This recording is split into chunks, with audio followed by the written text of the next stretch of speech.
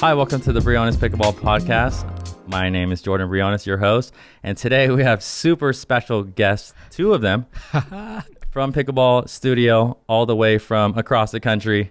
We have Chris Olsen and Pickleball Will. So happy to be here. Yeah, thank you guys. And we are going to be doing a collab podcast today, and we'll be probably asking each other some questions, getting to know each other a little bit more. So I'm really excited for that. So let's jump right in. Today we have the only guy in all of pickleball that can take me from 3.5 at best to 4.0. We have Jordan Briones, the most legendary coach in all of pickleball. I don't know about that. That's a tall order to ask. I don't know. What do you think, Jordan? I'm very confident in my capabilities, actually. All right. Finally. 2 hours later, you have a PSA announcement from Jordan Briones. I'm now quitting as a coach in pickleball. Maybe by the end of this podcast, he'll be like, no, I'm done. But the first thing I want to know, I was doing a little bit of Googling. You've been in pickleball since like 2014-ish? Yes, for about 8 years, yeah. What did you do before that? Did you play tennis or anything? Yeah, so played tennis in college, not for the team, but I actually started tennis kind of late. My wife actually played college tennis, so I got into tennis pretty heavily, and I loved the game. And so that was my background, just playing like recreationally and some local tournaments and stuff. Did you play any other sports besides tennis, or was that the primary one? Some basketball in high school, but Sure. But that was probably primary. Yeah. Okay, so starting, if you started tennis kind of late, were you coaching in that at all? Like, how did you get to coaching pickleball? Yeah. Okay. So in tennis, I actually coached a little bit for kids. I had a friend that needed help, and he was a coach, and we did some summer camps. I thought you had a friend who was a little kid that needed help. No. I had a friend, an adult friend, who ran some kids summer camps, and I kind of got in, kind of teaching that way. Yep. I mean, I didn't even really see myself doing that like full time or anything. I just thought it was fun, and I like to have fun with playing with kids and stuff. So, So and then. How I got into pickleball, you're talking about coaching, right? Yeah. So basically, I started playing and saw it as an opportunity for me to make some extra money. But honestly, people started asking me, I think, before I started coaching. Just like naturally. Yeah, because I was more than a 3.5 at best right away. So I probably, I got up to a 4 level because of my background. Yeah. 4.0 level probably pretty quickly. You're very humble. Jordan, you can ball. The last time I was here last year, you took me out to play, and we played doubles together, and I mean, there were some decently strong players, but I don't think we lost a match that night. And then I played you in singles, and you wiped the floor with me, and I was like, oh my gosh. This guy's the real deal. Like, how could he possibly be this good? All he does is dink back and forth to like old ladies all day. There's no way. Yeah, well, I do a lot of drilling, and I appreciate that. And I've worked on my game through the years. But so I started coaching because there was a need for that. People started asking me, and honestly, we could go into the whole like online content space, but it basically built from there. So I see. Did it feel natural coaching right away, or were you like, I don't really know if I'm like should be coaching or if I know enough? Like, how did that progression go? Yeah, dude, to be honest, I never taught anything or coached anything. Wow. Like in my life, I don't think. Now not that I could think of. So when I started doing it though, I think I enjoyed it, and I was just getting really good feedback, like of what I saw. Oh, you're doing this, and I may have just a natural ability to see things, correct them, and those kinds of things. And obviously I was fully in pickleball. I enjoyed the game, so it just happened, and then I ran with it, and then I kind of built on that. But it's the background, like coaching and stuff, like a lot of other coaches, I didn't necessarily have extensive background. So people just came and asked you, like, you weren't one of those guys giving unsolicited advice, like on the courts or anything like that, were you? No, I thought he was gonna say yes. No. I actually listened to a little bit of your pod on that episode. Yeah, that episode. I mean, if Chris was playing, I'd definitely give him advice. But I mean, I just know that he needed it. So like, but So helpless. But honestly, I don't. I don't unless people ask. I'm not really that person unless I'm like bringing somebody to the courts, and kind of showing them. So when you go out to play, I mean, I don't know how much rec play you do, if any at all right now, but if you do people recognize you? They come up to you? Do they ask you for advice or anything like that? Yes, that happens. Honestly, so like right now, as you guys know, and I told you, we made our move here to Arizona, my family. From where? From the Bay Area. Okay. And that was just last year. So I've been full-time pickleball for just over a year, and it's honestly been great. I quit my 9-to-5 job and we went full in, and it was a big thing for us. So, but now currently, I coach a lot. Obviously, the YouTube stuff takes a lot of time. Yeah. And all the stuff that we're kind of gearing up to do. So yeah, so right now for my like improvement, I don't have time because we have 3 kids and I don't have time to be traveling. Honestly, that's one of the reasons why I'm not really playing pro tournaments right now, because of our family, and maybe when they get older or whatever, but just the coaching thing is most important right now. So I just have high level players come to my court here in the backyard, and I am a drill like machine. Like yes. No, but I like to drill. Okay. Like I'll do that over playing right now just because my time. If it was different, if I was playing tournaments all the time, maybe I'd drill a little bit less. But my drill to rack play ratio is probably like 70-80% drill. Oh wow. Just because of my time. Yeah. And then of course if I could get 4 like high level players or 3 to come over, then I'll have them. Who are the highest level players that usually get to come over to play? Okay, not to name drop here. No, we need to. I needed to hear it. As soon as you asked that, I was like, that's a dicey question. Yeah, no. I mean, Who didn't local make the people in Arizona, and you guys know some of the names. I mean, so Caden Nemeth, he's a really good player. He's playing at the Orchard tonight, I believe. Playing at the Orchard tonight. Again, some of those people, Kyle Kazoda. Is it Kazoda? Kazuda, I think. Yeah. Yep, Okay. that pickleball guy. That pickleball guy. And so he's around. I think we'll probably start drilling more. Pesa. Oh man. He's not around all the time, but there's honestly, I can name like 5 others, and they're not playing like tournament exclusively right now, but you haven't heard of them, but they're super good. Riley comes. I've drilled with him multiple times here. He's super busy. Yeah. But if you're talking about the highest level, it'd probably be Riley.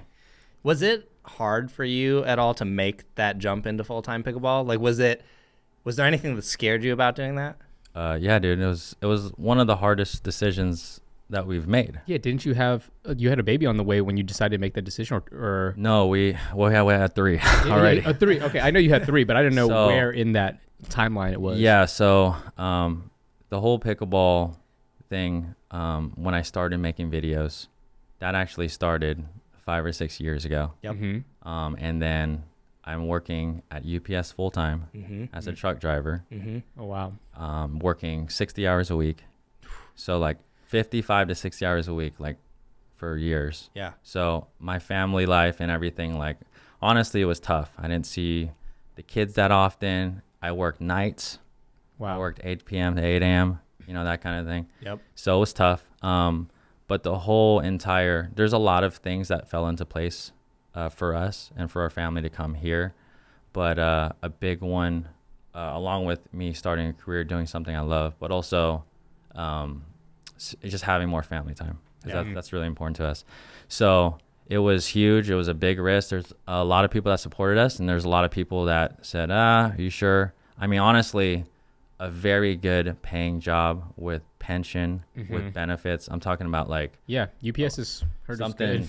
Yeah, like a place that people would die to have, and I was very fortunate. But I just saw the opportunity. It was a big risk, but it worked out. Yeah. So when you were doing the primetime stuff. So I've been doing YouTube for probably 10 or so years, and I dove into full-time pickleball maybe in the last 7 or so months. Like, obviously you guys were doing very well on that channel, and I like maybe have a ballpark of how it was doing. Then obviously you guys had a course and stuff. What made it scary? Were you not sure if there would be enough money, if things would dry up? Like, kind of what was the holdup? Yeah, so kind of about that. During the transition of us moving, we were starting a new business. Yeah. So that's when I actually left Primetime. Yep. And then I had to rebrand. Yep. And kind of restart in a way. Yeah. So we had some resources. Yep. Right. We had a little bit of money saved up, but that honestly went into everything we do. Yeah. Like that went into our court. Yep. Which cost like Yeah. $30,000. Yeah, they're not cheap. They're not cheap. And then the studio. So, but as we've built up stuff, we've really fully invested everything that we had into our business, which was another scary thing. Honestly, just talk about betting on yourself. Yeah. I knew the following that I did have, and I knew YouTube well enough to be confident in like starting a new channel, a new venture, and building it up. And yeah, I mean it's gone really well so far, and yeah. What would you say is if you're comfortable saying, is not how much you're making, but just where does most of it come from? Is it YouTube? Yeah. Is it coaching? Like, what's the split, the percentage split? Yeah, so is it changing right now? Yeah, so right now, it's going to be sponsorships, and coaching is probably 50-50. Okay. So they're pretty close. And let's see how I see that changing in the future. Probably. Now coaching is kind of like on court right now. Yeah. As I come out with digital products and things like that for our business model and what we have planned, that's probably going to be 70-80% of what we do. Yep. But the Selkirk, obviously, super great sponsor. We're excited to have them on board. Yeah. And so that would probably be around roughly. So is do you spend more time on right now, like coaching in person or making the content? Yeah. So up until 2 months ago, coaching was like everything. Honestly, it's so hard to do. I know you guys are in the space. Yeah. So for me, I was coach, I was producer, editor. Yep. So 1 video a week is all I can get out. Yeah. Like totally. full capacity. Yeah. And you have a family. Like I struggle getting 1 video out a week, and I don't have nearly as many responsibilities as you have. So yeah, this is the time where you guys need to hustle, right? Yes. Yes. But honestly, it's tough because it's a lot of work, and as you guys know, like the work that you guys put in your videos, people don't really understand how much it takes. But we're finally at a point, like the only way that we can scale is to hire people. Yeah. So we have someone helping us with social media, and then getting an editor is something that we're working on right now. But kind of currently, I'm still editing the bulk of our videos. How long does one take you to make from shooting it? Well, you could even talk about pre-production. I guess just what's your whole process for making a video? Yeah, so that's something that I can, there's so many things that I want to improve on and scale. But even that, the videos come out, I think, very, very well done. But even my pre-planning and stuff, sometimes it's, I think my pre-planning could be a little bit better. Yeah. Sure. I get out there with some ideas. I write bullet points. I go shoot. It takes a lot of different takes.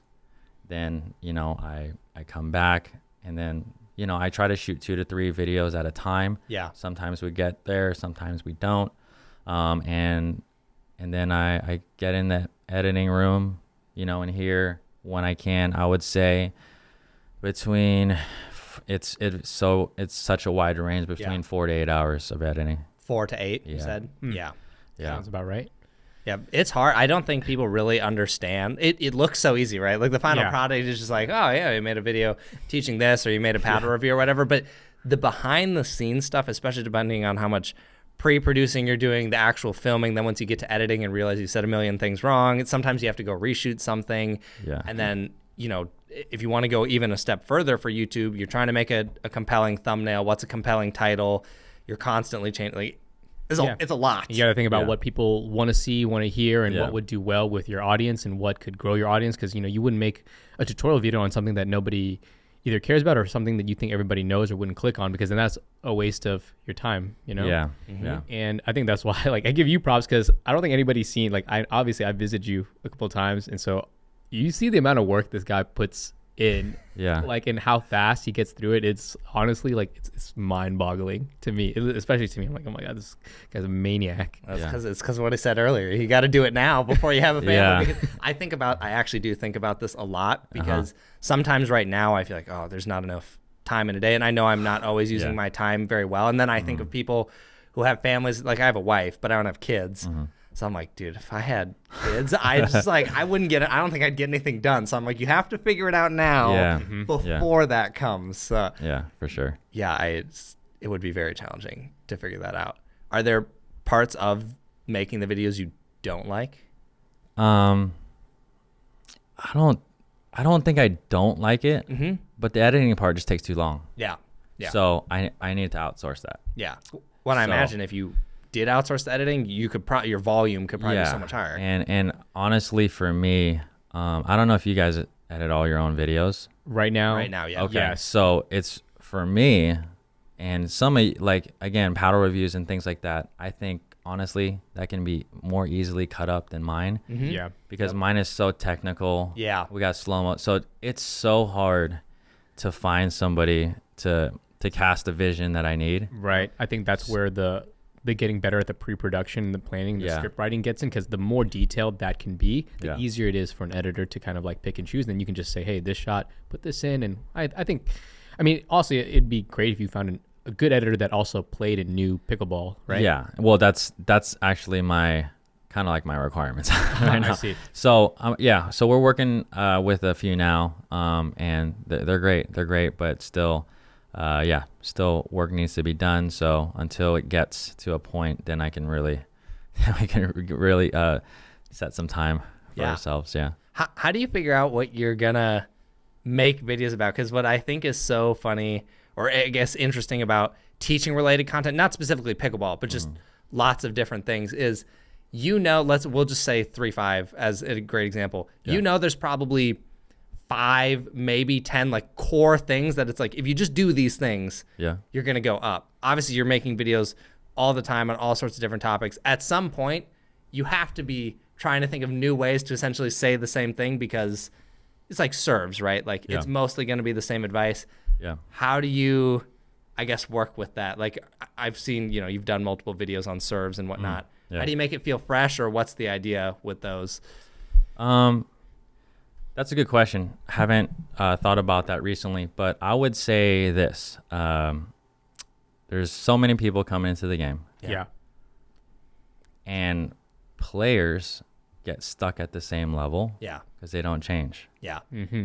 So refreshments here and there, and I'll take different angles, add different things. But honestly, communication is what makes a good coach, right? So like I try to see it in the basic form first, and then try to get, build on that, get more advanced.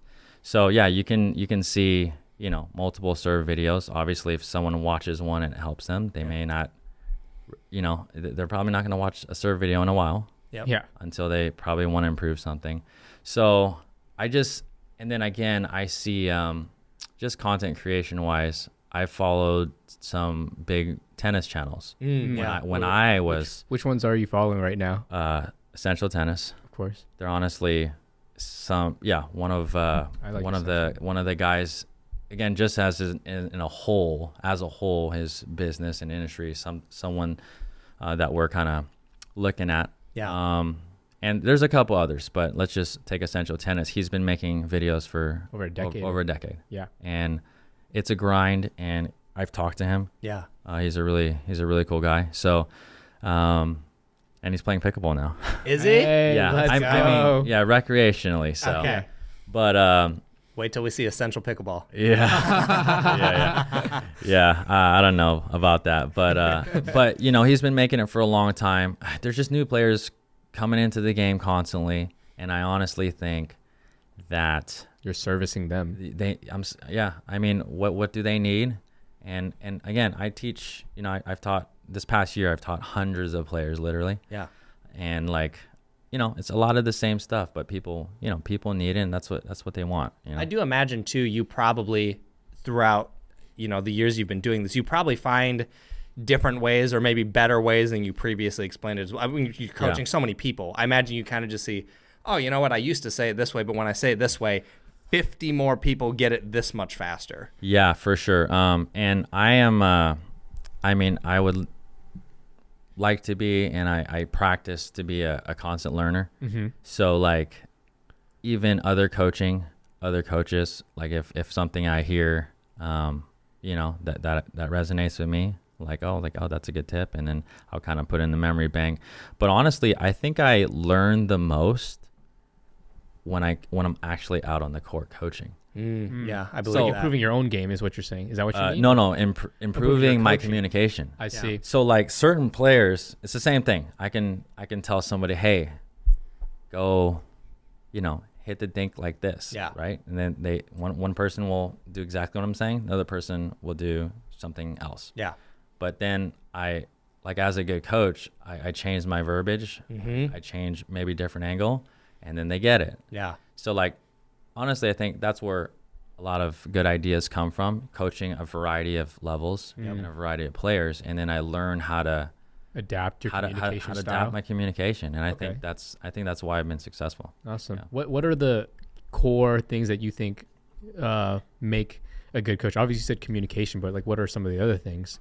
So just so the audience knows what they should be looking for when they're looking for a coach, because I think picking a coach is just as important as you deciding to go to a coach to improve your game. Yeah. So communication would be the best. I mean, the most one of the most evident things. The style of communication. Yeah. So that you're getting what they're putting down. You understand.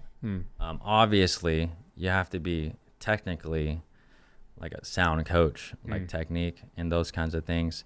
And I think a coach with I don't know, we're in the current process too of possibly hiring some coaches or having some coaches under us too. And one of the things, I guess one of my philosophies is there's no set in stone way to teach something or to learn something. So when we first came into the game, and these kinds of things just make easy content for us. Yeah. When people just the blanket statements that we've all learned growing up, Right. not growing up, but learned in the game, always drop the third shot. Yep. And never do this. Yeah. Or never do Never that. lob. Always hit in the middle. Yeah. Always, yeah. So forehand takes the middle, those kinds of things. So those kind of things just make it, when there's something that's wrong and incorrect, we can correct it, and we can actually have a conversation and coach it. So. Right. And adapt to it, because those things, those techniques, and what's right now is wrong before can easily change as the game is changing and evolving. Yeah. What do you think makes, obviously some people are better at coaching than others. Is there anything you see in coaches that you're I wish coaches would stop doing this? Well, again, I think what makes a lot of good coaches cringe is when, okay, we'll just start with wrong information. Sure. Okay. Sure. Yeah. Right? Yeah. I don't know, hold your paddle above your head. Yeah. Yeah. Something just, so there's that, Yep. obviously. But, and maybe just even your presence, when you're working with people. Sure. I mean, a big thing, honestly, and people tell me this all the time. I get comments, and it's actually really crazy because when I moved here and started coaching, what am I getting? I'm getting so many clients oh, I've watched your videos for 5+ years. It's crazy to hear that, but that's what happens when I go and teach. Yeah. But anyways, people tell me oh, you're just, I don't know, you're just easy to listen to. Yeah. And for sure. you're just relatable for Yes. whatever that's worth, you Yep. know? And I don't know. I think that's a really good one. I think different people like different personalities. Yes. So like someone like Tyson, who I think is a really good coach as well. But he's like more like out there, Animated, alpha, aggressive. Yep. Yep. But some people really like that, and some people may like, I don't know, something else. So Yeah. Do you ever have, obviously don't have to name names, but like see coaches and you're just like, oh, jeez, like I can't do this. You're asking him for like a tier list of the coaches out there? He doesn't have to say the coaches, but like, but how often does want that it. happen? yeah, of course. It happens, but again, it comes back to just when I hear something I know that is totally against Incorrect. what I teach. Oh, okay, gotcha. So it's just, again, it is what it is. But like, that's the main thing. I mean, I hear things from clients and stuff all the time that are pretty hilarious. Like, well, my coach back wherever told me to do this, and that's when I'm like, oh man. Like, told me the bowling serve is the way to do it. Like the bowler. Yeah. So like, and we've kind of hit like a lot of these kind of topics, but that's kind of Yeah, makes sense. Have you ever experienced any, I guess, burnout from doing so much of this? Yeah. I've been doing it a year now, and I'm actually transitioning to less privates and more like I'm doing like these 2-day intensives now. Yep. Okay. So like clinics and groups more? Is that what you're doing, or? They may leave a link below in the description, but we will. But no, it's so what I'm kind of gearing up to do, and just for my time and for the best quality coaching. Yeah. Now this is not really to pitch it on. No, this. please. Okay. Yeah. But this is what I've here. It's a pitch kind of, but let me tell you why. So there's camps. Yep. There's clinics. Yep. Yes. Getaways. Yep. Yes. Thousands of places to go. Yep. Spend lots of money. Pickleball players, a lot of them have expendable money. Yes. Yep. And I, as a good coach, and as I want people to improve, I want to be the best coach possible. So when they come, they improve. Yeah. Right. So that's my key, and that's what I want to do. Chris is right there signing up right now. Yeah. Oh my gosh. I'll give you a discount. Yes. Let's go. Yeah. A couple dollars off. I thought he was going to say it was going to cost more. Yeah. But so what I'm doing now, what I created is and again, my time is very valuable to me. So people are flying from wherever they are. Yep. Coming here. It's a group of 4. Okay. So 4-to-1 ratio. Yep. And it's 2 days full of training. Yep. But it's intensive, and it's like fully immersive. So it's like we train 2 sessions a day. Yep. We have a little boat ride strategy. Like we go out on the boat. We have dinner. So it's like it's experience, and then along with that, again, what I mentioned about camps, clinics, some of those can be really good, but I've seen lots of players spend hundreds and hundreds of dollars going to some of those things. Yeah. And they come back and they're the same player. Yeah. And it's hard. Okay. Biggest thing, it's hard to retain Yes. anything. Yes. So you can get 2 or 3 tips and it could help your game. Yep. But honestly, with what we've created, and see, I don't know if this is giving the opportunity for other people to copy, but it's the first. It probably is, but it's okay. It's the first thing I think in our industry that I've created. But experience like that, and then with bonuses after that. So I do follow-up Zoom calls. Nice. I make action plans. Nice. I some of the stuff on our YouTube, the slow-mo stuff. Yep. I record games. I break down games there. So there's multiple things in that, which I think fills in the gaps I see. for coaching. Right. Because again, I'm looking at technique, strategy, decision making, a whole bunch of things, and I lay that out, and it goes beyond the actual intensive. So I follow up, and we have communication. I see. So you're focused on that. like retention, high retention of the skills that they've learned, which is great. I think that's incredible in that you're offering that, and I don't think you really have to worry too much like if people potentially copying you, because when they can't copy is you, and you're a trusted coach in the space, and I think just have you or your name like that's probably irreplaceable. Do you film these currently? Which ones? These like sessions, like when these camps essentially? No, good question. Not the whole thing. Sure. No, I film parts of it for the intensive people. Yeah. As like a follow up or As a follow up, because I do a lot of things and I show them things. We do slow mo breakdowns and things like that. Yep. But some of that's in the works. Okay. Of actually, again, another piece of content Yeah. advice. But as you see in Central Tennis does really well. A lot of his privates, a lot of his things that he's happening, he turns it into content. Yes. So that is on the table. Yeah. Gotcha. So I was just gonna say if you go ahead. So I'm not gonna say much, but Yeah. there's gonna be content coming out. Yeah. With kind of those kinds of things. has this product? It sounds like it's already launched. You're already it's doing launched, it. yeah. Okay, gotcha. When did it launch?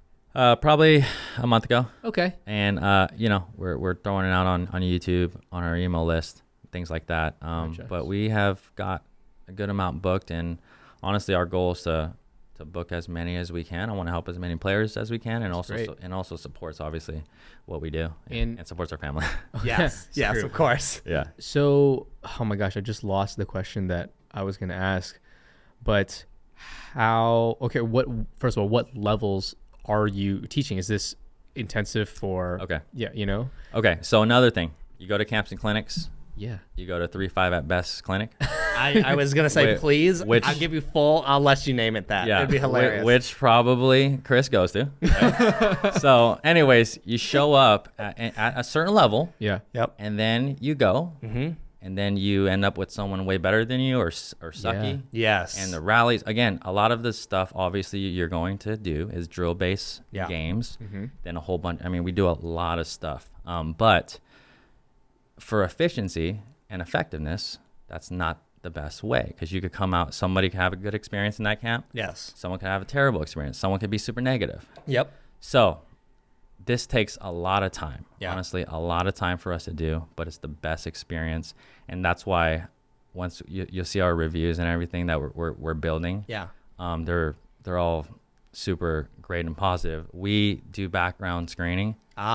And we get everyone's footage before, and we match people up, and you don't know how long that takes. Oh, no, I can imagine. No, for sure. But that's awesome. This is the best. I'm telling you, like what we've created, I just think is the best. Like, because I want the student, I want who's coming, I want them to level up so that they can tell their friends or they can whatever. Yep. But so that's what we do. We make sure everyone sends videos in. I can start analyzing their game before. Yes. Yeah. Already marking things down and plan how I'm going to teach. Yep. And everyone's in the same level. I think that is amazing. I'm I'm not surprised it hasn't been done, honestly, just because the amount of the level of work it is. Yeah, I'll tell you why this hasn't been done. Because most pros, not most pros. There's pros in it for the money. Yeah, for sure. Certain Absolutely. ones, of course. And they don't have time to do this. Yep. There's no way. And honestly, you have to be passionate about this. Yeah, I have the passion for it. And honestly, like huge camps, if I'm teaching a camp maybe for 32 people, maybe I can make more money. But you want impact. I don't want to do that. Yeah. I don't want to just teach people. We should sign up for one. And then get That'd be sick. Yeah, we should sign up for one and just like vlog it and tell our experience in short. Like, I think that would actually be cool. Yeah. Dude. I already see this video. No, that would be a really good video. Okay, we'll talk about more of this later. We'll talk about more of it later. More. Yeah, that'd be sweet. I better be put in the same group as Will. Don't separate me. But I mean, it ranges from 2.5s like to up to 4. I mean, so far we've booked some 4 or 4.5. Yep. So that's the range. Do you find that there's a level that becomes? I mean, obviously, as it gets higher and higher, it's harder to coach than a 3.0. You have so many things. What is kind of the level where you're like, it's harder for me to give you things to work on, or maybe it doesn't make sense? Like at 5.0, I'm sure you still have great things to say. Yeah. But what would the coaching look like for someone at that level? No, I have 5.0 clients. Oh, do you? Yeah. Oh, nice. Now obviously, probably 10%. Yeah. Much smaller. Or 4 or 5 and above. Yep. But I honestly, dude, I study the game. Yeah. I honestly study the game, and I watch. Yeah. I watch, and again, as a good coach, I think that's that's something that made me who I am. And how can I, so 3-5s, all that, we deal with that all the time. Yep. That's super easy for me. Yep. And I can change players quickly and assess quick. Yeah. 4-5 to 5-0, it's less technique and more strategy. Yeah. Sure. Right? Like So they have the shots. They have the shots, and yes, we add shots. Yeah. There's so many things, and it's a whole nother thing. But even I've added in my game and how the evolution of pickleball has become. But I add, So we talk a lot of strategy, just a lot of tactical things, more with higher level players. Yeah. And that, because again, the skills are there. So like even like I had Connor. Like Garnett this morning. Yes. And- Amazing player. God, he always comes up in conversations. Yeah, and then Christian Alshon? Oh. right? So like Yeah. I don't know if he has time on his trip, but we'll probably have him on the podcast. But anyways, like people like that, they have all the skills to play, but why does it takes them a while? We're talking about doubles here. Yeah. Yeah. To really get really good, and that's one of the things I was talking about Connor about. Yeah. About it takes a while just tactically and just knowing when to pull the trigger. There's a whole bunch. When. So higher level, more strategy tactical. Lower level, strategy tactical as well. But it's There's a lot of mechanics. a lot of it's a execution. lot of mechanics. But there's strategy for sure. Yeah. Interesting. All right. First of all, I'll be very upset if you get Christian before us because he was supposed to come on our pod, but then he got sick. Did he? Yeah. Like on this trip? On this trip. Yeah. Right after he won MLP. Something about, I think it might have just been his voice was shot or something. Yeah, But all on the Monday it yelling. was like, like I'm just not feeling great. And I was like, bummer. I was like, we'll get you Yeah. next time. It's fine. But And then secondly, we did get a chance to play some rec play with you the other night. Oh, yeah. By me- the way, I did not have tennis shoes on. I don't know if you noticed that. No, I did notice. Okay. I was not going full out. I know you weren't going full out, but still, and obviously you were playing with, the weaker player. No diss to Caitlin Pickleball Chick or whatever. at Mesa. That's the first time I met her, and she's great. She's great. No, Oh, we we love love her. we Yeah. love Caitlin, but it was you and Caitlin versus me and Shay, and considering you just picked up like a paddle you never played with, didn't have tennis shoes Don't on. say it was a Selkirk paddle. Yes, That's a soccer paddle. Yes. For sure. I saw it. yes. Yeah. But yeah, you almost wiped the floor. I was like, oh my gosh, Jordan is about to crush us. But I did pick up like I think two things Okay. from playing What'd you pick up? with you. Well, first of all, like I hover around that 4-5 to potentially like 5-0 level, but I would tell most people like I'm like a 4-5 Okay. player, and I feel like what it is that my floor is, and the gap between when I play my worst and my best is still fairly high. It ranges between 4-5. Okay. So your range. My range, Yeah. right? But what I've noticed is when it's the when. It's not what you do. I think it's more important of when you do it or when you decide to do that. And there's someone that you didn't execute as well, but I'm like, oh my gosh, that was the perfect time to execute said shot. And sometimes you would get us. And then also there's one thing that I think you do really well that when we went back, I don't know if you saw this, but I pulled out my pad. It was super late. What? And I was like, dude, Jordan is really good at keeping his elbow like locked in closer to his body, like when you're dinking or Okay. when you speed up or whatnot. So I can't really tell if you're going to go like outside, like inside out or like in, or if you're going to speed it up or if you're just going to do a ding, because Yeah. the tell a lot of the times when somebody's like, bring their elbow back or whatever, I can tell you're like doing a wind up for something. Yeah. But because it's here and it's more compact, you also defend really well with it as well. And I'm like, gosh, you can't freaking read this guy. And it's Okay. Well, quite hey, annoying. I appreciate that. Man. and as a higher level players that come to me, Yeah. those are things we work on: disguise, deception, and spots, attacking spots. Yeah. Very those spots important. Make a lot of sense. What are the spots that you like? So I think now I'm discovering that before, at least, because I come from tennis too, I'm always looking to hit spots in the court, but I feel like you pick spots like for height above the net and spots on people's bodies. Yeah. So or like people's feet.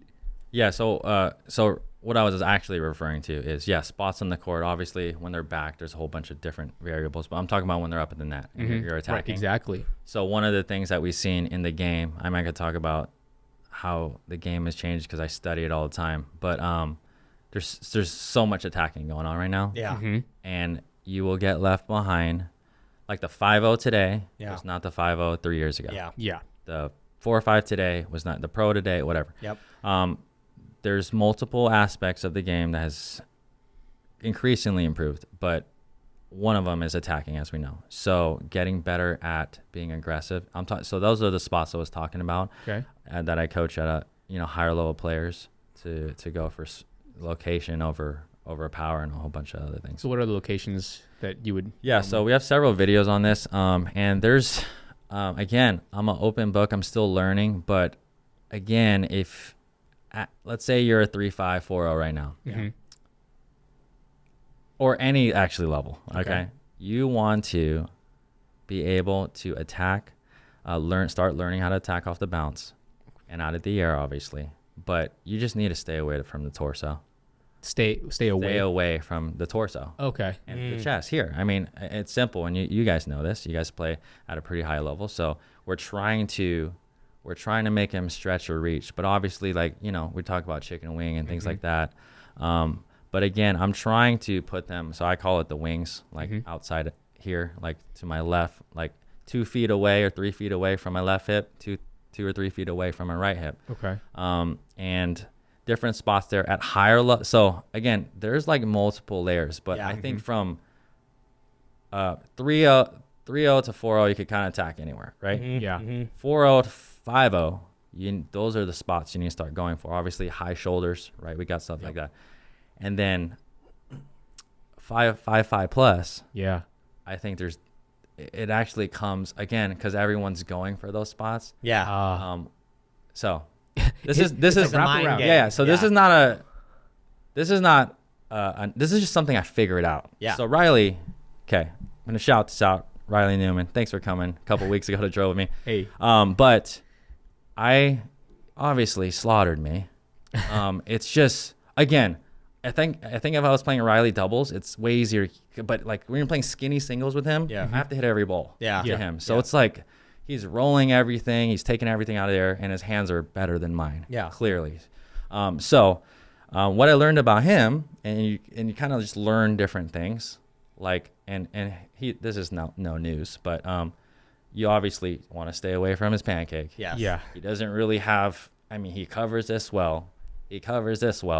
The only, if you can call it vulnerable place, is throat. Sure. No, but so I figured that out. And I got some free points. But again, you have to learn how to and that doesn't. So every level is different. But again, like usually, because I figured out because it's the two-handed thing. Yep. Yeah.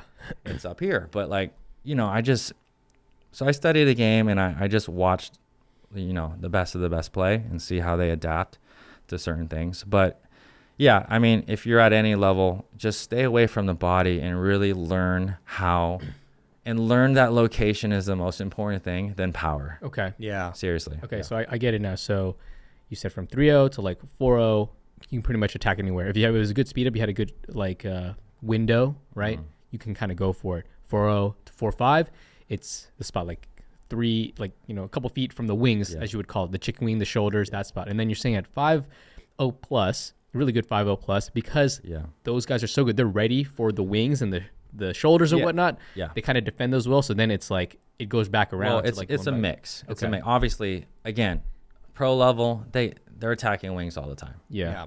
I mean, I can make so many content and so many videos on this, but it's really attacking there.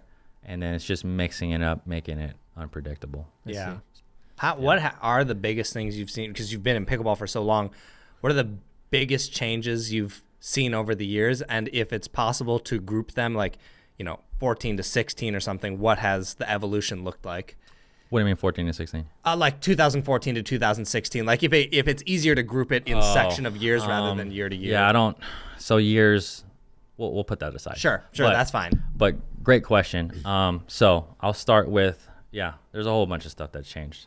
And I'm sure you guys watched. Have you guys watched some like 2014 championships? Yes. Oh yeah. Okay. So you can watch that and then answer the question. Yeah. But again, as I've coached and developed too, as the game has gone, I've gone with it. Some of my coaching tactics and some of the things. Okay. So couple of things. Serve. We'll just start there. Yep. Right. Obviously, we went through the chainsaw spin. Yep. Spin serve dilemma there. But obviously, we're back to to regular serving and stuff like that. Yep. But it doesn't really matter.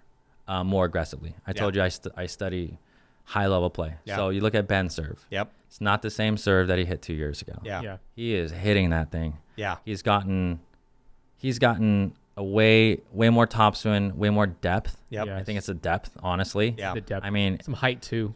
I feel a little bit high. It depends. I think it kind of depends. But he's hitting that thing like 3 feet from the baseline. Yeah. Like pretty consistently. Yeah. Returns, I think that obviously huge thing. Speed ups, we talked about hands, attacking earlier. Yeah. Not waiting for a ball that you can take out of the air. Players are attacking off the bounce, right? Defense, literally defense has skyrocketed. Yeah. Okay, you look at the Newmans, you look at everyone. Yeah. So one of the things that I've changed over the years is adding another hand. Now teaching double-handed resets, Yeah. two-handed backhands.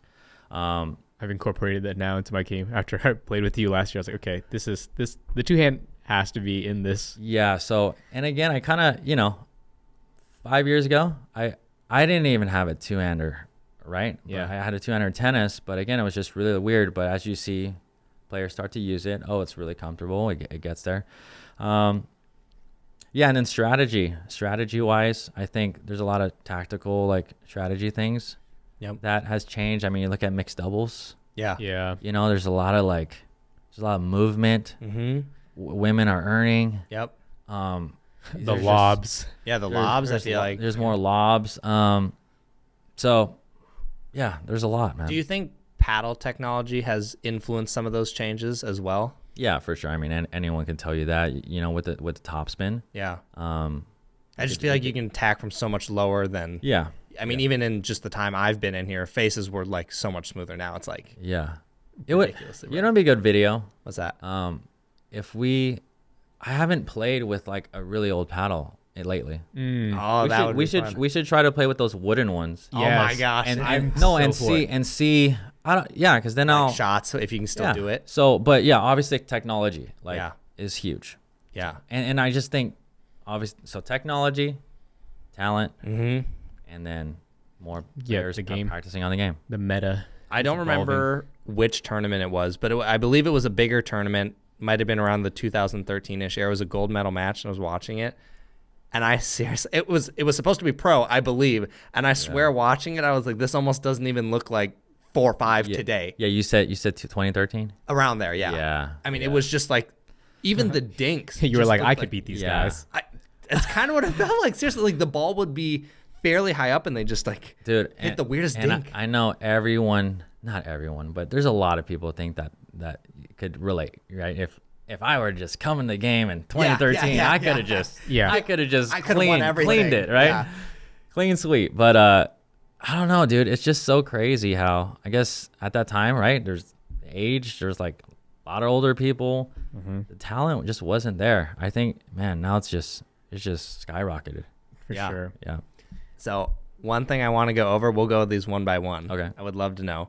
I want to go through all of the skill ranges, like 3-0 up or Okay. whatever. If you had to give each of those a tip, like you give 3 top tips that they should work on at that level, Yeah. what would each of it be? So we'll start with 3-0. Yeah. So real quick, and you guys know this, but 3-0 to 3-5 is pretty close. Yeah. Yeah. Yeah. 3-5, 4-0. Mm-hmm. Every half level you go up, it separates. Yeah. Yes. A little bit. Yep. Yep. Okay. So that's my philosophy. I think that's how it is. Yep. Very marginal things. And then so I wouldn't. So 3-0, 3-5, I'd probably tell them the same thing. Okay. Okay. Yeah. You can group them. That's fine.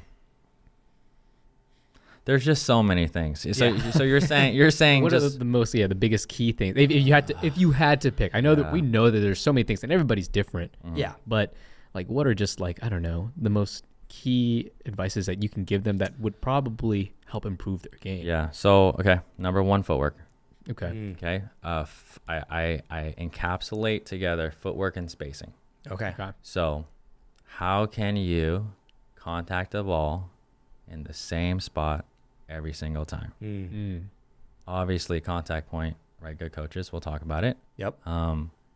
We need to move our feet up, back, whatever, take a volley out. Because really, really comes down to 3. You either take it as a volley, right? Or you let it bounce and you can dink it and just keep your feet there, or you gotta take a step back off the line. Let it fall. Let the but ball either fall. way, when good players are adjusting their feet, that's what they're adjusting for. For space. And contact. So that, and then I would say, I mean, there's a million things, but I would also just say just keeping it simple. Your strokes. Swinging too hard, wrist flex, but swinging from the shoulder, I guess. Just keeping the shots a lot more simple. And again, just the intensive I just did. There's this, everyone has their different things to work on. That's why it's really cool. They send me things in the beginning. We work through things. But one guy, I mean, they're just so natural. I mean, every time he dinks, it's just like flick with his wrist. Yeah, but he cannot, like, it's just such a habit. So we gotta work through that. We gotta break it. So, so keeping things simple. It's funny because from the shoulder. That's like one of the first things that James Moore. Yeah, dude. Yeah. So when I moved to Tulsa, I actually took a lesson from him. I tried to find like the best coach I could find, and I took lessons with him because I was still improving at the time. And I think that was one of the first things he taught me that still stick with me is lifts and pushes. He's like, all right, Will, if the ball's coming at your feet, right? Obviously you're spacing, but sometimes you don't have time to space. You're playing against somebody really well, right? You're not playing well. He's like, okay, if it comes fast, hard at your feet, get low, lift. Okay. If the ball's out in front of you, you have to reach out for it, think push. And so now if I'm not playing well, because I have a tennis stroke background, but if I'm not striking really well, I think of one of those 2 things, and then the game kind of like calms me down and the game goes better and I start performing better. So it's like one of like my pillars I go back to as I'm playing. Yeah. Pretty simple. How about 4045? Oh, okay. So 4045. I guess it's not as hard as I thought. Improve your resets. Reset game. So transition game. Okay. 4045. Gotta have a transition game. And do you teach anybody, like, what do you teach them, like, when they're thinking resets? Because I think resets are fairly hard or scary for most people who don't do it very often, especially at the 4045. Somebody's like smacking overhead at you, and you're like, oh my gosh, what am I doing? I'm just lucky to get a paddle on it. It's something they should be thinking about. Well, to me, that's not a reset. Okay. Right. If someone has a shoulder high or higher ball, now we're digging. Okay, we're digging. Sure. I mean, it's right. Right. Reset to me kind of is like maybe chest to knees. Right. I'm talking about transit. So just in general, transition game. Okay. So what's involved in the transition game? It has to be resets, fifths and sevenths. Right. Okay. Yep. So honestly, just one thing that. Reset. Okay, really? Well, that's good. That's really easy for them. Yeah. Now you know what you need to work on. And Footwork. Yeah. The 3.35 range. Yeah. Oh man. Yeah, and again though so obviously at 4045, yes, dinks. Like there are several other things, but if I had to pick one, it would be all right, it'd be transition game. All right, 4-5 to 5-0, what would you say? Offense and defense. Offense. So what I mean by that though is the attacks we just talked about. Okay. Getting faster hands, better attacks, and working on your defense. So now I'm talking now this includes resetting, but it includes digging. And it includes just learning how to dig out balls. So because if you look at Matt, so I'll say the Johns, look at Riley, the top players in the world, right? Even on the women's side, doesn't matter. Anna Lee, they're good at offense and they're great at defense. Yeah.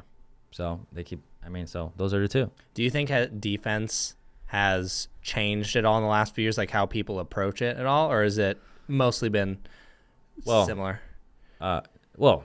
Players have gotten 10 times better. Sure. So, but again, teaching wise, so I guess it has changed a lot, right? So players are getting a lot more balls back because they've gotten smarter. So they get really low, wide base, two-handed blocks. One-handed, two-handed blocks, whatever you want to call it. But players have gotten, again, and defense is such an essential skill once you move past 4 or 5. Mm-hmm. Sure. Because you got to get balls out, because what are you getting at that level? You're getting a lot of attacks. Yeah. Yeah. So Yeah. you need to learn how to block and dig. Yeah. Yeah. Yeah. Do you find that people, I feel like this is just something I've noticed in my game in probably the last, I don't know, however many months, but I feel like a lot of times, and watching the pros, like I love watching Colin Johns, because his little thing, the net, a ball just gets blasted at him. Boop, boop. Yep. Just holds his paddle there. Nothing, like he was just waiting for it. Like he knew. Part of that is because of that Model E, but Yeah, sure. It's true. That is true. I mean, it is a soft paddle, paddle, and that definitely helps a lot. But Yeah. it's just amazing to me how little they will do. And I found when I'm doing it, sometimes I'm just freaking out a little too much, or I swing when I don't really need to, and you just hold it there and bop the ball back. yeah, well, that's the hardest thing, right? And I teach, even at a 3.0, 3.5. It's funny because that's honestly, okay, so like I should make a list of this, but one of the number one things players come and take a lesson, I need to learn how to slow the ball down. Yeah. Right? That's what they say. Yeah. And honestly, just a little fact here. Players they come and say that intending they need to slow that ball down, but I think it's actually the wrong reason. So what I say what I mean by that is they're trying to, because they can't beat the bangers. Yeah. Yeah. Right? Yep. So one of the things that I go into and I teach everyone, okay, you want to slow the ball down? I ask, why? Why do you want to slow it down? Well, because the bangers, they're banging it at me, and I need to slow it down. Yeah. The majority of the time, if they're banging from the back and you're up, I don't want you resetting that ball. Yeah. You need to learn how to counterattack. Sure. So I go over both. I explain why we need resets. They come, and again, strategy and a whole bunch of things, how I teach things. But we need resets in that kind of scenario, in certain reset scenarios. But there's times where you need to learn how to counter. Yeah. So anyways, just coming back to the resets. So resets are important. You should walk him through your framework when we were talking about the ratings. Oh, the ratings? Oh, yeah. I'm just curious what he would thinks. think. Okay, so I don't agree. I'm glad to hear that. I'm just kidding. no, this is because people ask me this all the time, and Okay. like, what is the difference between 3.0, 4.5, and all that? And you could list a myriad of different skills, right? And it's different for everybody. But I just told them, okay, for me it was, I think. I can't even remember. Is it 3.5 below or is it 4.0 below? It was like 3.0 up. It was like through 4.5. Okay. It was all the way through. Okay, so it was like 3.0 to 4.0. I said whoever makes the most mistakes loses, right? 3.0 to 4.0. Yeah, whoever makes the most mistakes loses. Maybe it's 3.0 to 3.5. I can't quite Yeah, remember. I'd probably I'd probably blanket go 3.5. statements are tough, but Exactly. I would go 3.0 to 3.5. Okay, 3.0 to 3.5. Yep. All right, and then 3.5 to let's say 3.5 to 4.0. Because now talking with you and like my framework changed. All right, so let's say 3.5 I to changed this framework. change the framework. Well, I'm talking to a master here, honestly. All right, so 3.5 to we'll say 4.0. Okay. 3.5 to 4.0. Okay. Whoever capitalizes on the most mistakes wins. I think that. Well, Was that- I'll wait. Okay, hold on. Was it? So Yeah. whoever capitalizes on the most mistakes. Yeah. said- No, that's what I said. Is that what you 4.5. So wait, what's the difference? So explain. What's the it's- difference between that and whoever makes the most mistakes? Because sometimes you can make a lot of mistakes, but if you can't capitalize on it, like you can't put the ball away or whatnot, or that was a mistake, then you're stuck in that game and you don't win. Maybe the translation here is, I think 3.0, 3.5. He's saying you win points because of your opponent's mistakes. Okay. Yes. He's saying, and then as it Got goes it. up, he's Got saying you're capitalizing on the mistake that mistakes someone of makes your- and finishing it. Right. Got it. And then at Okay. the higher levels, like let's say 4.5, maybe even 5.0 plus, is I feel like whoever can create those opportunities are the ones that win. Yeah. Okay. I mean, generally, sounds good. Okay. I mean, whoever can create opportunities, I would add like just attacking or finishing opportunities. Right. Right. Yeah. Exactly. Like, offensive. Yeah, Offensive. setting right. yourself up basically. Yes. Because people aren't just giving you free balls at that point. Right, I exactly. know. They're so good. Yeah, exactly. Yeah. So if no one's making mistakes, right? Somebody has to initiate something, and whoever can create those opportunities, Yeah. are the ones that are going to come out on top. And obviously, the pros are really good at doing that, but they're also so good at like defending as well. Yep. It's really hard. Yeah. Do you think there is any current pickleball advice that is like given very commonly that you wholeheartedly disagree with or think should stop being taught or accepted? Yeah, I mean, there's a lot, but it's more like on a baseline, like case by case basis. Yeah, I mean, I wish you would have gave me some examples, but like I kind of said, like obviously I have a lot of examples because a lot of clients are 3-0 to 4-0. Yep. But I don't know. Always drop your third shot. Yep. I need to learn how to you need to learn how to reset as a 3-0 player. Yeah. And I honestly, I think they do eventually, but I honestly don't think they need to learn how to counter and volley. Yeah. They need to learn how to volley. Well, I also just think how to volley. My wife gave me maybe one of the best statements so she's around a 3-5, and we went and you guys play together. Or what? we did play together one tournament one time. Never again. Never again. Gosh. No, just kidding. But we went to this tournament that we played together one time, and I was warming up her dinks or whatever, and then after we finished, she was like, I don't really know why we did that because there was no dinking. She was like, all people did is just hit the ball hard. And when we go play with, some of our other friends, like group she's in, I'll just show up for fun.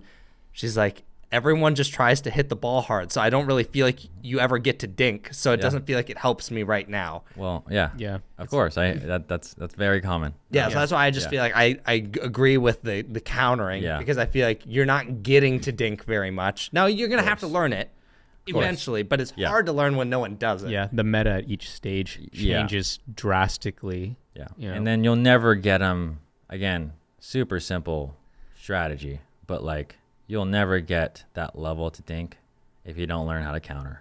Yeah. Like if you don't stop at banger, then they're gonna keep banging. Yeah. So I think that's one of my. What how people are telling you you're playing pickleball the wrong way.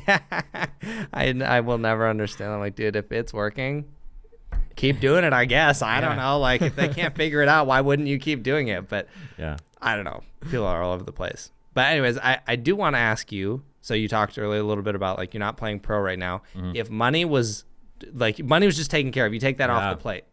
Pro, would you rather play pro or coach? Or both? I would probably do both. You would do both? Yeah. Okay. I would do both because I like competing. Yeah.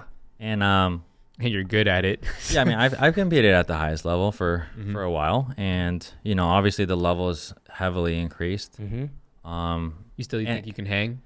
Yeah, and here's what I would say. Yeah. I'm pretty realistic with my expectations and what I offer or what I can do. Yeah. If I go out there in pro, can I win a couple of rounds? Yeah, I think so. Yeah. Against top players, where players are their training regimens and I can't compete top 10 players unless I'm training. Yeah. Like full time. Yeah. But do I think if I did, I have confidence in myself that I could hang in there. Yeah. But if I could do it, I would. Again, families like changed a lot, literally this is what it would look like if I just wanted to do that and travel. I would have to bring my family everywhere I go. Yeah. And that's a lot. So that's what it would look like. Will you compete at the Desert Ridge coming up at all? No, just there's just so much going on with the business. Sure, even local ones are hard. So we just launched that 2-day intensive that I just talked about. So, and again, this is, kind of shifting. So last year I played those 2 tournaments. I played APP and PPA just to get back into it. But again, just looking at like our goals as a family and stuff like we need to focus on the business. Yeah, that makes a lot of sense. Well, I think for the most part, I've got everything I want. I have maybe one last question, but I want to see if there was anything either of you guys wanted to chat about. Come on, guys. You guys got more. There's always more. I feel like we could go forever. We're going for the longest Pickleball Studio podcast right now. Oh, man. Me and Will did a 2.5-hour episode on paddles. So, I mean. Oh, okay. No, with a guest. With a guest. Well, we did just we recorded one with Kyle, and it was over 2 hours. Oh, okay. Yes. So Kyle who? Kazuda. Oh, you did? Okay. Yeah. Just while we were here, we tried to grab a ton of podcast episodes. And I know that if you go longer than him, he will come back and say, I want to be the longest. He wanted to be the longest podcast, period. Oh, I was like, Kyle. Okay. we're not going to be able to go another 40. We could, Yeah. but No. Yeah, I'm seeing it right now. Yeah, we don't have to break the record today. no, I love this. I'd totally keep going more, but do want to be conscious of everyone's time. I want to know what in pickleball brings you the most joy. Like, when are you the happiest? Yeah, teaching, making videos, competing.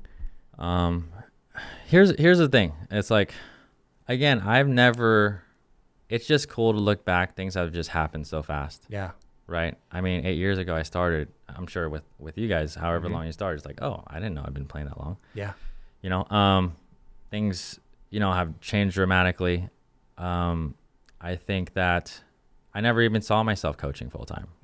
That wasn't, I told you, I don't have that background. I was working at UPS. Yep.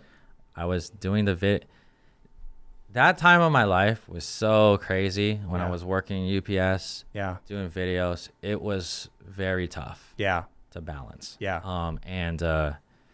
It was just hard. So like, I didn't even see the, I was so tired and working all the time. I didn't really see like, I didn't get to appreciate really a lot that much. The growth and like what we did. Yeah. And now that life is a little, we can sit down and we have more time with family. I can see and appreciate just how many people like I've helped. Yeah. So that's just, I mean, when players come up to me and I'm at a tournament or whatever, sometimes I get stopped in random places and they say, hey, I've been watching you for a long time. You just really helped my game. Like, I mean, it's become like, I hear that kind of often. Yeah. So, but when I hear that, that's got to be like the number one. Yeah. I feel, and same thing for me with content creation. Like, people will come up at tournaments and say like, I really appreciate your content. A lot of it's been the podcast lately. We get a lot of, people just love listening to it. And I feel it's sometimes, I think you don't, when you're in the thick of it, you don't realize like how valuable it can be or how much it's grown. Like, or how popular it is or you are. I remember when people stopped Christopher, hey, can we get a photo with you?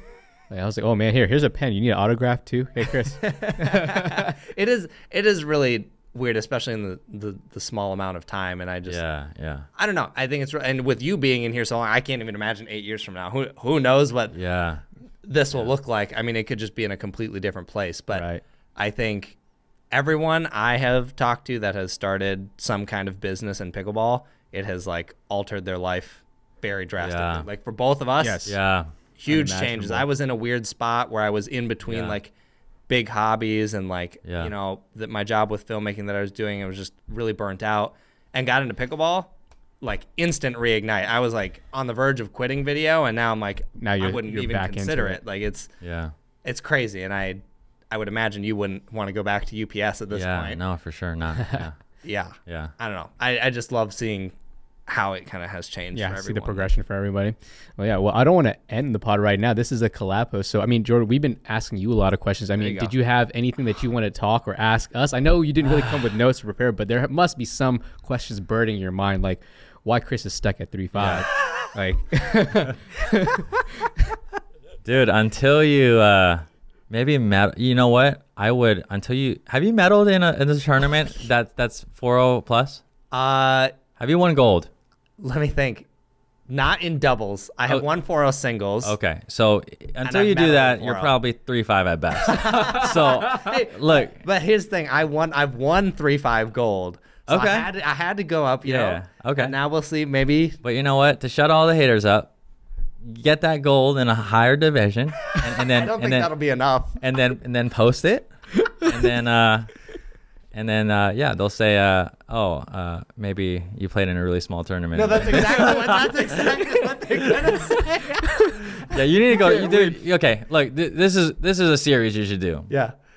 4.0 Nationals gold. The road to 4.0 Nationals gold. Let's go. No, there you go. I have actually considered this several times because when I was doing speed cubing, I had made a video that was like my road to world record, and then like I did some other small series. By the way, I'm a 3.5 at best speed cuber. Can you cube yourself? 3.5 at best. I didn't know that. So How fast can you do it? I'm at like average like 40 45, 40, 45. All right, yeah, that's probably about That's 3.5 about for 3.5, right? speed cubing. How long you been able to do it? I mean, I started when I was like, young. Oh, okay. So you've been able to do it forever. Yeah. Okay, Yeah, nice. Oh, we got it. Yeah. You bring a cube. We I gotta- told you. That's how we'll trade this. I'll trade him speed cubing lessons, and he gives Yeah. me pickleball lessons. Yeah. No, I do need to get a medal. I was joking with Will. I was like, I haven't got one in 4.0, and now I'm going up to 4.5, and that feels really weird. Yeah, well, feels that's really weird. well, it's gonna be. Is it 4.5 is tough. 4.5 is tough because there's some 5.0s in there. Exactly. Honestly, And it does get really weird though.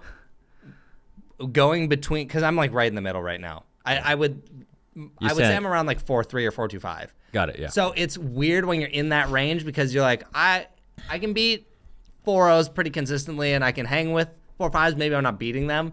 So then it feels wrong to go to a tournament and potentially beat up on 4.0s. I don't know. It's just a weird. Yeah. Well, that's in between. Yeah. Yeah, so I don't know. I figured I'd just throw my hands in the ring, and if I get my butt kicked, I'll go right back down to 4.0. And if I lose there again, maybe I'll go back to 3.5. I don't know. Yeah. But- So yeah, asking about questions. I guess I have one. You guys do pickleball studio together. Yep. Well, he does pickleball studio. We do the pickleball studio. We do the podcast together. Yeah. Oh, podcast. Just the sorry, podcast sorry, for the sorry, most sorry. part. Yeah, Yeah. podcast studio. You got pickleball will going on. Yeah.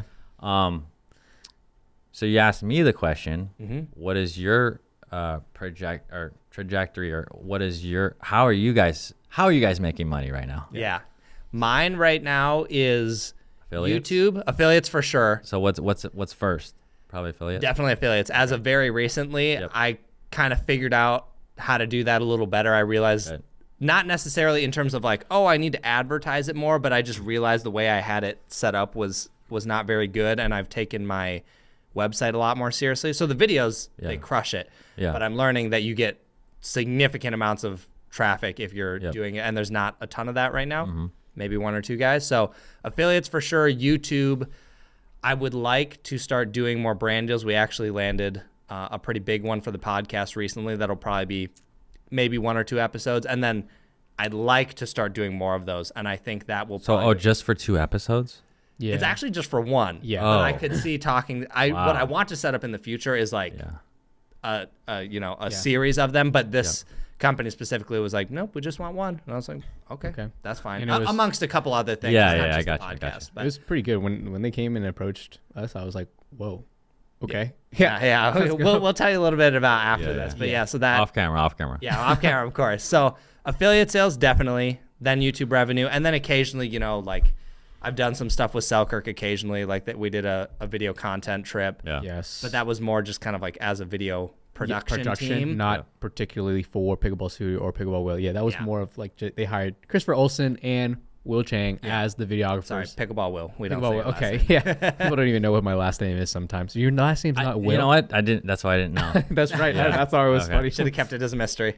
It's okay. But I have, at this point, I am scaling back essentially all my standard video. I'm not going to do any more freelance video production while I'm doing pickleball. Okay. So you actually still were then? Yeah, I was up until, Oh. I mean, I'd say the Okay. last like 3 months. I've started having to tell old repeat clients like, I'm sorry, I'm not doing that anymore, because balancing both is just too much. And pickleball, I'm just all in on pickleball. Full time, baby. Yeah, I just got to jump off the deep end. Yeah. So for me, I kind of committed myself to doing pickleball full time this year in like 2023. Last year, it was kind of just more or less like a hobby. I was semi taking it seriously, but I was more or less just doing it for fun. I was just following my passion for pickleball. Yeah. And before that, I was doing a lot of still like real estate photography and just like regular portraiture work. And even that was kind of dying down, just freelance work. Yeah. And then after meeting Chris and seeing the success he's had, he's kind of essentially paved the way for me. Kind of like he showed me the blueprint of what is possible and what can be accomplished and how to do it. So this year I'm kind of basically doing that double down like on that. I'm starting to do paddle reviews right now too, because I've seen like the success he's had with affiliate sales, and that's not, I do like doing them, but it's not necessarily the thing that I want to be doing like forever. I would say. But I think going that route will enable me to do some other interesting, videos that I think kind of excite me. I really want to do like a series of I mean, hopefully nobody else goes out there and does this before me, but I think it'd be pretty tough to do. But like, kind of like a serious, how good is insert city or blank at pickleball? I want to travel around, showcase the community, showcase different cool course, even if it's someone's backyard. You know, and then I wonder if we know anyone with a cool backyard on this podcast. And it's in the top 5, top 10. It's gotta be. That's right, sick. exactly. And then make it almost like destination style, right? You know, I want to go to different countries and see how pickleball is growing over there, and just spreading the mission and the joy of pickleball. I dig it. Yeah, I dig it. good. Hey Chris, is so he said paddle reviews and stuff, like not. He'll do them. Yeah. But like, so is that like you're just nerd out on it? Is that like your passion or 100%? Yeah. Oh, it is. Yeah. Like no. Like I. So love you it. like you actually like let me take this paddle apart. Oh yeah. 100%. Like that Like, kind of let thing. me play with this. If thing. you- Let me so- break this paddle over my knee. You know? Yes, exactly. Yeah. Shay, this whole trip, he's been Okay. so funny. Okay. Him and I will just literally We'll talk about it. wake up. I'll be in the living room at like 7 a.m, like working on my laptop. Will comes out of his bedroom, like rubbing his eyes, and I'm like, Will, I gotta tell you about this paddle real quick. Like this, Oh my gosh. like literally, it's like Okay. immediate and goes throughout the whole day. It's like I absolutely love it because when I was doing speed cubing, I also did review speed cubes, so I was very familiar with like how to review Okay. equipment. Oh, okay. All And right. when I got into pickleball, Yeah. Okay. Got you. I just saw there was a lack of it. Specifically, I wanted paddles. Like I was trying to pick one, and I was like, no one is really Same. conveying to me what this paddle does or what makes it better. So I wanted to be a little bit more objective. And a big thing that pickleball lacks right now is, for reviews, is transparency and I guess just honesty. Essentially, there are a lot of people who get a paddle for free, and they're going to praise it to the moon. If you send me a paddle, Yeah, you better I'll market believe it if for it's you. bad, you're going to hear about it's bad. There are several yeah. companies that basically have me on a blacklist because I was not nice to their paddle. Yeah. Got you. So, no, I absolutely love Yeah, it. and Like, some that's people- my bread and butter. Yeah, some people don't know that I'm somewhat of a paddle nerd as well. So that's why, like, we're friends and we talk. Like, probably half the time we talk, it's about paddles. Like, Will, have you seen this new thing? Did you hit with it? How did it feel in your hand? I'm like, dude, Chris, I can't trust anything you say. You're 3-5 at best. Like, Yeah, people are brutal with that. Yeah. yeah, but Okay. yeah. How for you? I mean, okay, obviously you're sponsored by Selkirk now, so it changed the landscape thing. But Yeah. what is your Wait, take on? I guess go ahead. No, I just want to know, like, did you approach them or did they approach you? That's what I want to know. All right. Yeah. Good story. I know. So they honestly approached us they approached me probably 3 to 5 years ago. Wow. Oh, okay. So like Instant Master, this is when I was back at my old channel. Yeah. And at that time, that just wasn't what we did. Yeah. Mm-hmm. So this time around, looking for a official paddle sponsor of everything we do. Yeah. Obviously, like again, supporting a family stuff, it really helps because we need some consistency. Yeah. Yeah. and obviously our content is huge. Yeah. Yes. Right. So, and as you can see, Selkirk is probably, I don't know, one of the only companies that invest in content creators. Yeah. Oh yeah. I mean, they invest heavy in dropped content creators. a lot of money. So, Yeah. anyways, so I contact them, and 3 years later, hey guys, I'm back. Yeah, I'm but back. you know what? We've been in kind of like hey, Contact, yeah, here, of course. yeah, but great guys, Rob and Mike. Yeah. Love them. Honestly, the company as a whole, I'm all for it. You know, Yeah. I think they're great, American-based company here. Yep. I think they just do a lot for the sport in general. Yeah, they have good values outside of kind of line up with ours, and so that's why we picked them. And then we were negotiating with a couple others, but it just lined up real well. It just lined up. Gotcha. Just real quick question. So if you had to go compete at a tournament right now, which paddle would you use from them? What's your favorite in their line? So I'm actually like, again, and I tell players this all the time. Find the kind of style like that you like. So for me, okay, and again, reset transition feel is I need that. Yeah. So would I ever? Now, do I think it has some crazy advantages? Yes, but I wouldn't play with a power air. Yeah. Like in a tournament. Yeah. yeah. So obviously right now there is the SOK, the Halo. Yep. So probably 13 or 16, maybe one of those, or the 003. So it's 003. I'm is a great going back and forth, but I can't disclose a lot. But they have stuff coming down the pipe. Yeah, They have a I lot. know about them. Okay, so, of course he knows about him. So they have a lot, and that's just exciting. And obviously, I honestly do obviously I can be a little biased, but I do think they've really stepped up their paddle game and They stepped technology. up. They stepped up a lot. But technology just, I don't know, they're front runners to me. Yeah. I So I'm agree. glad I'm with them, and they have a lot of things coming. And just the other day, Rob Barnes was like, I think I got something that you really like, because he knows I need, I like to touch. So Yeah. Are you long handle, short handle kind of guy? What do you well, like? I got a two-hander. Two-hander. Okay. So it's got to be. Invictus shape. It's got to, yeah. I think when I first started, doing all a lot of two-handed stuff, I needed that. So I was with Engage for a long Yeah. time. The 6.0. Yep. MX. Yep. So full. What is that? 6 inches, I think. Almost. It's like Almost. 5.75. So, yeah. So I just thought, oh yeah, this is the paddle I need and stuff. But I always adapt and I see different things. Like, I obviously can't do something super short, but the Yola is that 5.5. 5.5. So something around that range, I Yep. think is good. Yep. What I've learned is, and I'm still experimenting, right? You're always learning new things, but longer handle, obviously way more reach, Yep. way more whip, Yep. topspin and stuff. But at the net, it slows your hands down a little. Yeah. Yeah. So I'm trying to find there. I think there is, for me at least, some sort of sweet spot, 5.5 to 5.75. Would do you? So. I'm glad I'm extending this podcast, by the way. That's great. Yeah, there you go. I mean, I will talk as long as you want. See, to talk. I just had to love it. bring up. Hey, have you heard of this other paddle? Yeah, he knew he had to push your buttons. He knew the buzzwords for me. That's so good. Kyle, we're coming for you, bro. Yeah, that's right, Kyle. Oh, he's coming back on. Yeah, he's gonna be upset. That's the first thing he's gonna say when you get him on your pod. He's gonna be like, "All right, I am going to sabotage this pod because he broke my record." Because he broke my record. Yeah. I totally lost my train of thought. It was definitely a paddle related thing. Oh shoot. Are you a big Sorry. lead tape guy at all? So another thing I've been experiencing. So here's my lead tape journey. Yeah. Okay, this is a good topic. Yeah. 0.8. Right. You started 0. Yeah. Then I used a lot, Yeah. 9.5.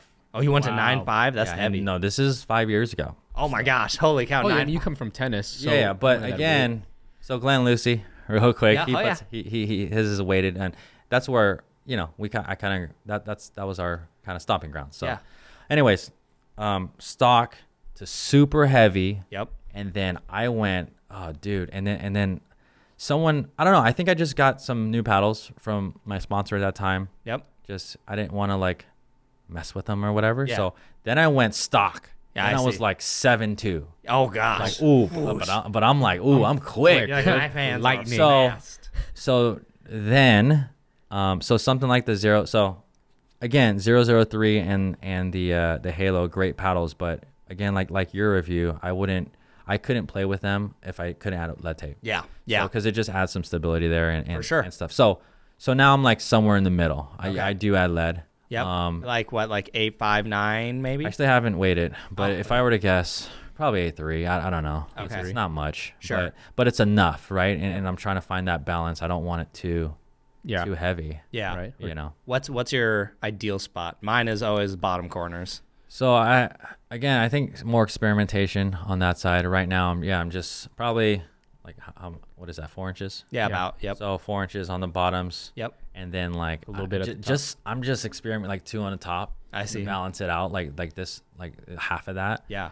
But yeah, I think obviously, yeah, I know for sure. I just don't want you don't want to just add stuff to the top. That's just not. Yeah. It's But- my least favorite So spot. I don't know. I haven't. You guys probably experimented a lot more with location. So Probably a little too much, but And for sure, a little too much. I'm working Oh. on go. Yeah. Have you done this one? So hear it. I'm experimenting. So this is if you haven't done it, I hopefully I'm the first person to think about it. You've probably already thought about it. Let's hear it. But 003 Invicta, the hole. Yeah. Okay. Yeah, a lot of people tried that so one. I've been trying. So what's your consensus on that? Does it help? I have not personally done much in the hole because I have my 003 Invicta like right where I want it. Okay, so you haven't really tried it. I haven't really, but I've talked to people, and some people swear they. Yeah. I'm aware of the idea. Yeah.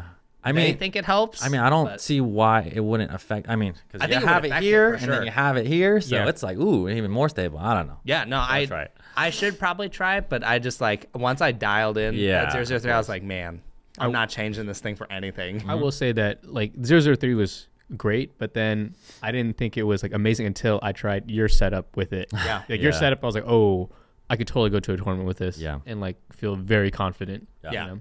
Thing definitely needs lead. Once it has it, it's like there's a rock solid paddle. I think there are plenty of paddles that are great stock, but I personally find that almost always a little bit of weight Yeah. goes like a I think long these way. It paddles doesn't have to need be a more. lot, but it's just Yeah. I think they should come like closer stock to like 8.2. That's what I just feel like. Yeah. I think most people, I don't know. Yeah. that weight Well, anyways. I do.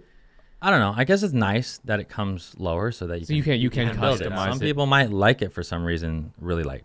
we have a couple high level guys in Yeah. Minnesota that are like, I need like 7.3, and I'm like, dude, Yeah. how are you hitting the ball this hard or not Yeah. killing your shoulder? You have nothing. Yeah. So I don't know. Okay. I'm just thinking of random stuff. Yeah, Yeah. Please hit me with it. $1,000 on the line. Uh-oh. Skinny singles. Yeah. Yeah. You have to play against Will. Will, you have to play against Yeah. Yep. Chris. Uh-huh. So first, Yep. paddle of choice right now. No warm up. You got to go. Yep. And what do you think the score will be? Oh man. Go ahead. Okay, go, well, baby. my paddle is definitely the Carbon 1X 16 millimeter. That's what I'm playing doubles with this weekend. Okay. 1x 16 mil. So long or regular? Elongated 5.5 inch handle, carbon fiber face. It's like their new power version of what they had. So that's your before. go-to. Yep. What's yours? Right now, it's probably the 6.0 double black diamond. Very Really? similar. Okay. Very similar to the new carbon. Yeah. Oh, are they? Yeah. Yeah. Okay. So Quite. 6-0 black diamond. Yep. Yep. Score. No, serious. So real. Yeah. So it's Yeah, real. yeah, I'm thinking real. I'm actually trying to think about this. Like, Has anyone asked you something like No. that? No. Oh, well then let's go. Okay. I'm trying to cost. This is something good for the internet. Though. I believe that if I am, No. I said no. I said No go warm-up. go out right now to the court. we went out right Maybe now, we'll right now. live it. We'll live it right after this. Oh man, Yes, to 7. to 7. Regular scoring, skinny singles. Oh man. Okay. I personally believe it would be like 4-7 or 5-7. Oh. And I lose. I think. What do you think? Wow, it's so nice, Chris. Okay. Go ahead. I think it would be probably 3-4. You'd get 3 or 4. That's it. Okay. Right. Only 3? 3. You 4. said 4. You said 4. That's like 5. only No, 1 but point. It's only 1 point, but that's a big difference. Well, because you're saying right now Yeah. at this point in time, and I'm gonna tell you right now, if we went no you're warm warm? up, Oh, no, you're no, warm? I'm not, I was like, I'm ready. I've been no, warm. I'm not warm. Uh-huh. We're and going outside after this. We're Yeah. gonna do this. We have to do this now. I got a challenge for you guys too. So Okay, keep great. that. Okay. Yeah, because right now, just knowing how I'm Get your currently, $1,000 ready. I'm winning this. Now I'm mad. just how I'm currently playing at this point in time, Okay. right now, like I don't feel as good, like as great. Oh. You know, like to be honest with you. Last Wait. few days we've been kind of tired from MLB. Wait. So what does that mean? That means if you did feel great, you could beat him even worse. Oh. you wouldn't beat me even worse. Get out of here. Oh. See, this is what happens. He gets overconfident. And he's, Okay. okay. Well, to give you an idea, this is what Yeah, happened. yeah. Okay, we played like after we played Leah Jansen today, right? We said, all right, let's play a singles. Like we went 1-1, right? But the first game, like he barely beat me. It was like 11-8 or 11-9, and then I was like, okay, Chris is on fire right now. We had to play the second one. I'm not gonna go out. So wait, losing. you played what singles with him? Singles, Singles. regular singles. Regular singles. Then he beat you. He beat me like 11-8, and then we played the second game. So singles, you're closer to Will. Yeah or no? What do you actually think? I think I might be closer in doubles than So singles. you just played bad. Yeah, Is that what happened? I played bad. I played bad, but also like this. All right, It's really weird. Okay, I so was playing out of my mind. Okay. Level. Okay. but the second game, I was like, okay, Chris is playing super hot right now. Second game, right? Okay. I destroyed him 11-1. I was Okay. like, I tanked. Okay. I was like, Chris, I fell apart. what happened? You were pumped up. You're like, okay, let's so go. what again. happened in the third game? That's We the didn't thing. play a third one. I was we went beat. back. So you- Yeah, okay. If we played a third one, So you he does not have stamina to save his life. wait for real? Right now, I don't. Really? Yeah, like he has more stamina than you? Yes, He does. 100%. How is that possible? How is that possible? No, but he just looks lighter, he's smaller, you know what I mean? Yeah, I He's mean, old though.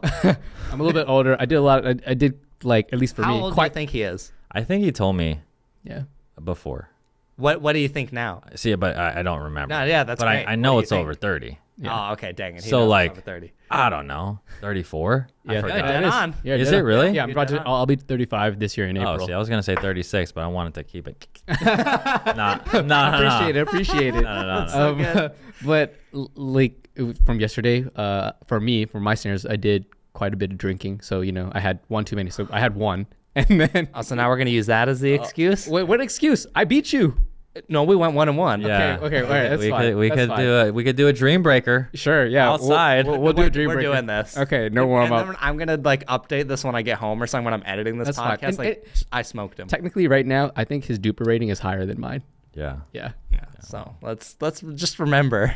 Let's just remember. And that was a great question. As a segue, yeah. MLP, Yes. just initial thoughts. So I did a couple pods. I have not followed MLP that closely. Yeah. The last couple years. Mm-hmm. Anyways, my wife, we went Friday. Yeah, we saw you Bought a there. Ticket. Right. Oh, yeah. You guys saw were you there. Anyways, I didn't know what to expect, but dude, Did you that like it? place was lit, bro. Yes. I mean, I best. like it, dude. You like it? Yes. I like it, I man. genuinely believe that if either regular pickleball is going to have to change so drastically or MLP is just the future of what TV pickleball is because Yeah, maybe TV. Yeah. Yeah. for TV, yeah, for entertainment value. Okay. So, here's a question. And Will, when we played, Yes. so yeah, what was her? Yeah, pickleball chick, right? Yeah. Yep. So she was like, "Oh no, we're playing MLP rules." I was like, "Oh, You're like, I don't even know how to play. No. So again, it took like 3 minutes or so for me to, oh my god, like figure out because I never even watched really and see how the scoring worked. Yeah. But I played and I was like, oh, this is actually not bad to keep track of. Yeah. Yeah. Like I kind of like it. What do you think of the format as a whole? Like, It was also Shay's first time playing rally scoring, like MLP style as well. Dude, and he I was loved like, it. you know what? This is not bad. And it was just funny. We were playing with the freeze. So, so before I answer, yes. format wise, what is it you lock that in or is there one or two changes you would make? Go ahead. Format wise. Currently from current? Yeah, current. Okay. Yeah, right now there's rally, freeze at 18, freeze at 20, and then the dream breaker. Personally, I really like it as it is. Okay. I don't think I'd go as far as to say it's perfect. I'm sure there's an adjustment that I'm not Yeah. thinking of, but the freeze is the most controversial thing. A lot of people don't like that because what they always end up saying is, oh, well, the team that gets to 20, the other team can just score a ton of points now and like fire off. Of course. But I still think the freeze at 18 balances that out because yes, you are being rewarded while they're kind of Yeah. being punished. But then everything stops at 18 and they're 1 off and you're 3 off, right? Yes. You have You're opportunity. You're still down. It's not like the other team. I don't know. I think it's not as Well, bad as I have a hot take. Yeah, go ahead. No, you go. Let me go first. So, Okay. Anything? Yes. I think I kind of agree with Chris Lake that it is not perfect. Some changes could be made. My only take is the Dream Breaker. I think there's a lot of experimentation that could be made with the Dream Breaker. Okay. So what's adjustment? Okay, so I said this before, and it'd be much more difficult to keep track of, but I would like to see it in almost, what's the word I would say, like a stock format. And what I say by that is, okay, you have your lineup, right? Every person gets a certain amount of, let's call it lives, okay? Live. Yeah. Okay. Okay, and when you play, Got you. if you lose a Got you. point, you lose a life. And once you lose a life, come you're off. out. But if you have remaining lives, that person Stay. can stay. So you, So can they choose to stay forever or did they have to come off? so that's the thing I'm not sure. You could, Oh, I got one. Yeah, and that's a cool format. And I actually do some drills this way when I teach some of my stuff. But how about you know how in basketball in 21, 3 and out? Yes. Maybe there's a 3 and out. Right. So Exactly. you win 3, but you got to come out. Someone with a new life has to come in. Exactly. Yeah, you're right. Way more harder to track. To do because way harder to track, but it could be very interesting because then you can choose like your lineup, like almost like in baseball kind of, and the matchups and where you place somebody in the lineup could really matter. Who's your anchor? Who's your starter? Yeah. So real quick, can you guys explain, because I got different takes here. What's the process of the Dream Breaker lineup right now? Like, is it way in advance, or they pick it? They pick it as the Dream Breaker's happening. What do you guys know or no? I feel like it involves the coin toss in the beginning that like determines. I feel like it determines side and serve, and also whoever wins or loses that has to be the one that has to give up their lineup to the other. So the team lineup's if they get to a Dream Breaker. it's premeditated then. It's whoever chooses the first lineup or whoever they choose it, and then can the other team make adjustments, or they're locked in? The team that goes second, they can make adjustments. They can make adjustments because they get to see the lineup. Okay, but so that's an advantage. No, it is that's an advantage. Big advantage. But that's an big advantage for the Dream Breaker. Exactly, for the Dream Breaker. So you try not to go to the Dream Breaker, but when you get to the Dream Breaker, I do want to see more mixed because I want to see more singles matchups. Like I love when Emily Weber was playing Tyson. Like I was like, oh, loved it. Yeah, I loved it, and I'd love to see. And then I mean, just today, Chris and I played against Leah Jansen, arguably second best singles female, like second best player overall. Yeah, she wiped the floor with us. Yeah, I mean, expected. Yes, to be expected, and I mean, she's just so good. Like shout outs to Leah. Like I mean, she was a little scared of it. I came up like 5 something, but then she figured out a game plan for me and she executed so well. And I got pickled the second game, and I was like, oh my God. And I was like breathing. I was like, my favorite line she gave.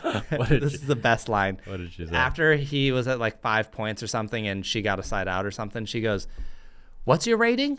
And he goes, I don't know, like 4.9 in singles. And then like they play one more point and she comes back and she's like, dang. If I knew you were that level, I would have warmed up more. I thought this was going to be 3-0 pickleball. It was so good. I should have played Chris. yeah. I mean, she did play Chris after. Okay. We did both play, but I think if she played me first, she might have been like, I was right. Yes. You know what she did say, though? What?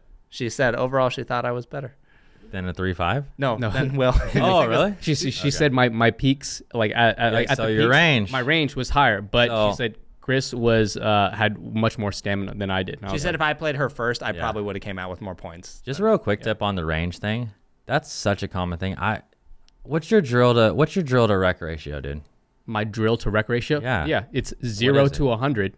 I'm just kidding. It's more like 10. What is it? Yeah, no, it's I rarely drill. It's like 10. So that's why. No, exactly. Honestly, and then we talked about 4.0 to 4.5 to 5.0. Yes. Dude, if you just get the 50% at least, you're gonna see your range. Yes, diminish. No, I totally agree, and I've been thinking about that. That's kind of been like almost like a New Year's resolution for me. So now I have had opportunities to do more drilling, but also like I'm also going 100% into YouTube and whatnot. Like you said, balancing all that. Like, but this is something I do even today, right? To keep up my game. Like I don't want it to diminish. I want to keep up my high level. So I don't. Again, if I have a choice and I only can play twice a week, then I'm gonna drill. I see. Yeah. Okay. That's just taking notes. That's just a decision. No, right? True. And if you play more, then you can maybe allocate it differently. Yeah. But all right. So, anyways, MLP. MLP. My take. I say 0 freezes. Okay. Because so just hold on. 0 freezes. I'm like simple. And look, if we're gonna go all in, you go all in. So 0 freezes, or freeze at 20 and no freeze for the other team. Let's keep it interesting. So, but you freeze at 20 once you get to 20? Yeah. Okay. No, but I'm saying forget the 18 freeze. Yeah, forget the 18 freeze. Yeah, let's go. So, I like that. I mean, if you're going to do a free, I mean, also for the viewer, it's a little confusing. I say, and here, so you're going to see you're going to hear different takes on this, but if you're up 20-15, close it out. Yeah. Just close it out. Yeah. Yep. Be clutch. And if because when they get to 20 anyways, it's going to be regular scoring. So, dude, forget the 18 freeze. That's my take. No, I like that. Let's go. Because at the 20 freeze, it's like the rule just becomes when one team reaches 20, you have to win on your serve. And then that's it. Like, because once somebody comes back, you have to win on your serve. Is it win by 2? Yes. It's still win by 2. So that makes sense. Yeah, dude. It'd be super simple. Freeze at 20 or no freeze at all. I do like think that, I could definitely see that. I think the biggest thing is, I feel like if you're down, you just have you're not punished for being down. Whoa. Because you just get right back to 20. Well, you're still down though. Yeah, you're still I mean, down. that team, dude, serve it out and win 1 point. Yeah. I mean, you can say both ways, but again, that's why I said, dude, if you're gonna do a freeze, let's do a freeze. If not, just play straight up. Yeah. Sure. That's just how I I'd see like it. to see them do it for one tournament and just see how it shakes out. I think they will. That's why they have multiple events, you know, because they have time and chances to make adjustments. But we should. I mean, maybe we should play another rally scoring to without the freeze at 18. You know, I think that would be actually really fun. Way easier to keep track of. Yeah. Do you think they should play let's say regular tournaments instead of side out scoring? If they do some sort of rally scoring, what if they did like best out of 3 up to 21 rally scoring? I mean, I think that offsets the win by 2-11, right? Yeah. But I don't. Yeah, it's hard to. You have people that are super angry about the whole rally scoring, and you have people like, oh, let's change it now. But I don't know, man. We'll see. I did listen to Ben's take. I'm sure you guys heard it, but he actually encourages rally scoring, which I thought was like, oh wow, that's. And then now after seeing it though, at MLP, it's like, you know what? You're about it. I don't know. It is hard to keep score, dude. Yeah, it's hard to keep regular score. It's hard to teach. It's hard to teach. Sorry, it's okay. Hard to teach, hard to keep. So. Yeah, I think it would be totally fine, and most people who. So first of all, people who don't like it or are vastly opposed to it, most of the time haven't tried it, or the times they've experienced it, it's in a facility where they do it, like a game finishes, now everyone's rally scoring. So it's just to cycle courts. Yeah. That's just to speed up court. I think it would be, better. That's not really the real way to do it. And I think if you try a bunch of MLP games, most people come out going, you know what? It's actually not that bad. Yeah. It's kind of fun. When I tried it. That was my experience. Yeah. Loved it. That was great. Yeah. If it switched tomorrow, do you think you'd be fine with it? Well, I mean, I'm not really playing tournaments right now. Well, no, but just pickleball in general. I wouldn't. I don't know what the word is, but I could not care less. But I could go both ways. Okay, I could go both ways. Yeah, let's just chameleon, an adaptive individual. I'm adapt, just like my coaching. Let's go. There you go. If I see some other strategy or something that's working, let's learn about it. I do feel like it's gonna. To me, it almost feels inevitable that it's going to switch. Okay. That's kind of how I feel. That's a good take. I mean, give it 3 years. I'd just be. Every other sport's done it, right? Volleyball went through the same thing. They were set out. They went to rally scoring. Wasn't badminton? I'm pretty sure badminton. I don't remember if table tennis. It'd be actually again. I don't think this would ever happen because they're trying to separate tennis and pickleball. But it'd be interesting to see the exact scoring as tennis. Yeah. Oh, just you literally play it like tennis? Yes, 15, whatever. 40 or whatever. And exactly the same way. I don't know. I try a game that way. We should try a set. To see two out of 3 sets, and then it's exactly the same. I mean, if you play tennis, you know the score, but I think that'd be interesting. That would be interesting. I think it could be interesting too. I think pickleball is just still in such an early stage. There's a lot of things that can be experimented with. Yeah. Sometimes people get upset when you touch the game at all. Yeah. Hence saw serve. Spin serves. What was your take on the serve when it existed? I noticed you never made a video about it. He did. Yeah, I did. About how to do it? No, not how to do it. Yeah. Oh, you did? On the old channel. Really? Yeah. Okay, maybe I just missed that one. Okay. Oh, man, come on, I was guys. thinking the new channel. Come on, guys. You guys gotta do your research. 2-hand or 1-hand? For which one did you show? I did all of them. Did all of them. All of them. I guess I just completely missed it. So no, but it was I was kind of on the fence. But honestly, if it was going again, I'm adaptive. If it's going that route, I need to start. And actually, it was a very not hard. It was a very interesting time for my coaching. What am I adapting? What am I teaching? What are you going to teach them? Yeah. But one of my videos too, was again, this was still, I think during it, the only serve you need. Yes, that was the one I watched. So and it's not the spin serve. That's regardless, we need to teach you good technique. Yes. And good body rotation, all the stuff that makes a good serve. Yeah. So whether you spin or not. So I think I watched that video. If you have an amazing serve and just ace them, you don't need any of that. Yeah. That was me. I mean, again, but Zane's and stuff, it just got tough. I know, honestly, I didn't have a lot of experience playing against a lot of that, so reading it. So I played a couple of players. It was kind of tough. So I don't know. I didn't really enjoy it, but if it went that way, shoot, I'm gonna master this thing, and then I'm gonna. But I would love to see a full blown Briones tutorial. we never got there, and then it kind of there was controversy. So hey, now I don't have to worry about it. But you sure don't have to worry about but it. yeah, I was on the fence, but I was kind of more leaning to like, Not man, I having just it. wish that one rule I think that just needs to be changed ASAP. Yeah. It's just contact below the navel. Yes. Come on, Oh my gosh. can we just please keep one sentence? Yes. That's Yeah. it. Thank Yeah. you. You know? Do you think it's just going to go to a drop serve at some point? No. You don't That think would be- so? That would be. I think that would be terrible. I just don't like it. I think that would be terrible. But now my drop serve is just as good. Yeah. So this is not coming from someone who can't hit a drop serve. My serve is just as good both ways. But no, I just think that serving it out of the air is just so natural. I just think the problem, and I agree, I would rather have a volley serve. The problem is, you see it on the Pro Tour right now. Yes. So many Yes. people are right on the line, and it's so subjective. Yeah. that- So, oh man, Dekel, Tyson. Yep. Leia's is close. Leia. I don't know. Ben's is They're- getting closer. Ben's getting closer, but his is actually legal. Like Yeah. all the time. Like from what I see. Yeah. But it's. Did you guys see that when Jay played Tyson? Yeah. Oh, yeah, we Who saw didn't that. see Oh, that? yeah. Dude, that's hilarious. That was so funny. But like yeah, and then the whole rule thing, like, oh, if it's they just reserve it. Yeah, you just reserve it even if it was out. But, Yeah. crazy. I don't know. Yeah.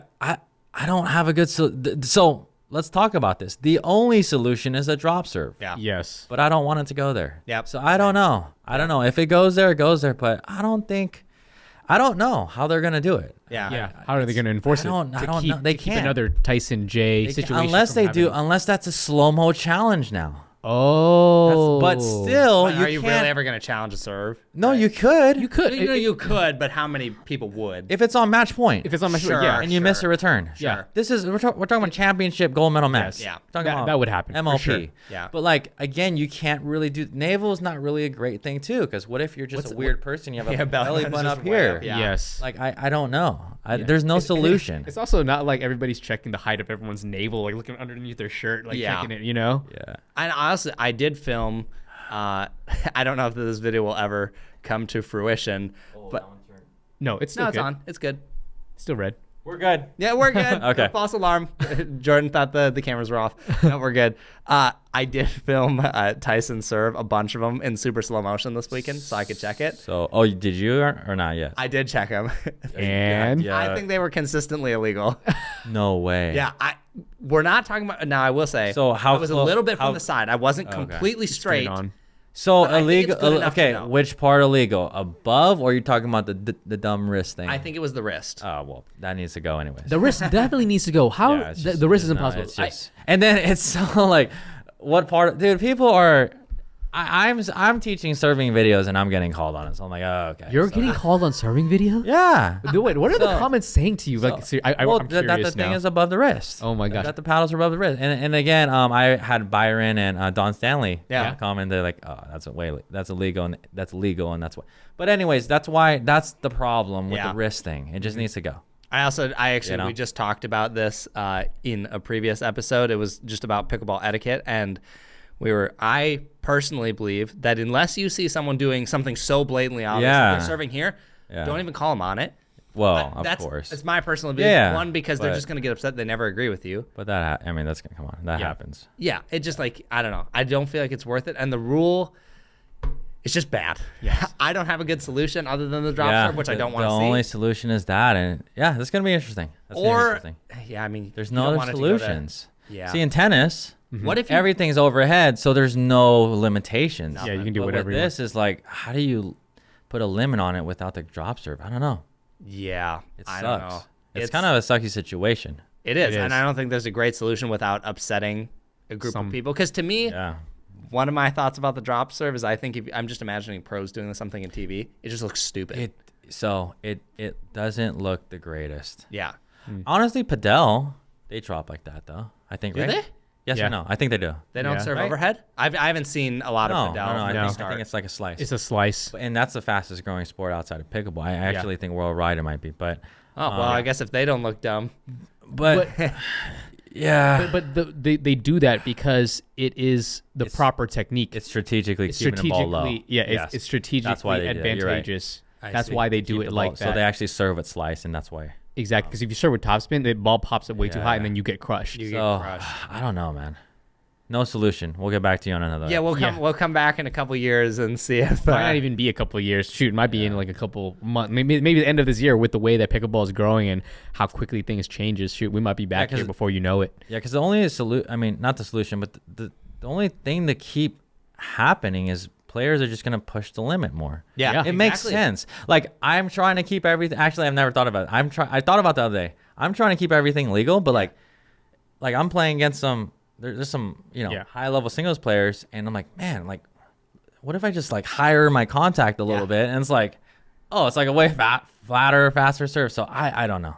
I think especially with the way it has been, where it's essentially just a replay. Yeah. It's like, well, why wouldn't I push it? If you won't call Yeah. me for it half of the time, or even more than half the time, Yeah. I get away with it. I get a 10, 15, 20% better serve, and worst case Wait. scenario, make me redo it. I just thought of something. What? You remember that? You guys remember the clip a long time ago when Althoff, Zane, and then Zane served it overhead? I missed this. You guys remember I that? don't No, it was remember. like a little while ago. Okay. It was a good sportsmanship thing, like something. Oh, you guys, he you was remember. giving the ball back, right? Yes, but he served overhead, Yeah. and then he lost the point, but it should have been a reserve, Yeah. right? So That's wrong, isn't it? I believe. Man, okay, Right? we messed up a rule a couple episodes ago. Now people are super on my case. So I don't want to say anything definitively, Oh. but I'm pretty sure that is supposed to be redo, because I also think Jack Foster, for Yeah. the same exact thing where he was trying to be sportsman, like he was And trying to then give the he ball went back, like that. they faulted him. But it should be a reserve, Yeah, right? I think it's. I'm Yeah, pretty just sure like it's the supposed to be reserve. well, It's just an the illegal Jay serve. thing. Yeah. I feel like they said something about it being like unsportsmanlike or something. I don't remember what the for reason hitting was, for giving him the ball back to serve. but he was hitting it as an overhead or something. What? Yeah, I know. My brother was there when it happened. The original thing with Zane Navratil is the one that, basically something happened. It was a wrong call, and he's just giving the ball back. So he blatantly served it, tennis serve, like full. To swing. give him the ball back. Okay. Yeah, Yeah. so the ref could call it illegal, and then right. And then it sides out. But it wasn't his serve to begin with. He was just giving the ball back. No, No, it was no, his no, serve. it was his serve. So he's trying to just give the ball back, good sportsmanship, like right. Yes. So that's what happened. But and then the ref called a fault. But going back to the J thing, it's like, well, he would have to reserve it again. Wait, was that an APP thing though? Maybe that's an APP. Oh. Well, PPA there's a thing? difference between. I think it's because PPA and APP. APP. Okay. Have somewhat different PPA rules. do modify their rules a Got bit for okay. that stuff. So that was APP. You're right. Yeah, so that could be part of the difference. But yeah, I don't know. The players clearly. I've talked to some of them. They're like, yeah, I'm gonna keep pushing it until they punish me. Well, I mean, Especially when it, money's on it the makes line. sense, dude. That's just where as more money pours into this game, you're just gonna see more and more that everyone wants any little edge They can get. they can have. Yeah, everybody's getting so Even good. if it's 5%, that 5% might be the reason you win or lose. Yes. Paddlegate. Paddlegate. Link in the description. That's right. Did you listen to that one? A little bit. Okay, yeah. Paddlegate is a whole wild thing. Yeah, they need to stay on top of their game as the sport's growing. Like they have to be on top of it, or it's just gonna get out of hand. It is out of hand. I know it's out of hand. I look into this stuff constantly. It's already out of hand. Yeah, but yeah, I don't know. You got anything else? No, I'm good. I want to make this bet happen. What bet? The bet. We're gonna go out there. Okay, yeah. Turn on the lights. Yes, we'll put all the paddles. Yeah, we'll play it. Yeah. I just want to make sure he knows I get more than 3 points. All right. So let's do this. How about I do the closeout for my show? Yeah. And then you do the closeout for yours. Okay. Sounds Are good. you guys to me. good? Yeah. Yep. All right. All right. Thanks again to Chris and Will. Really appreciate you guys being on the podcast. Yeah. A lot to be here. of good questions, and it was good to hang out with you guys and get to know you a little bit more. I hope we can collab in the future. Yeah. We will leave all their info in the descriptions and all that. So thanks again, and we'll see you guys in the next episode. See ya.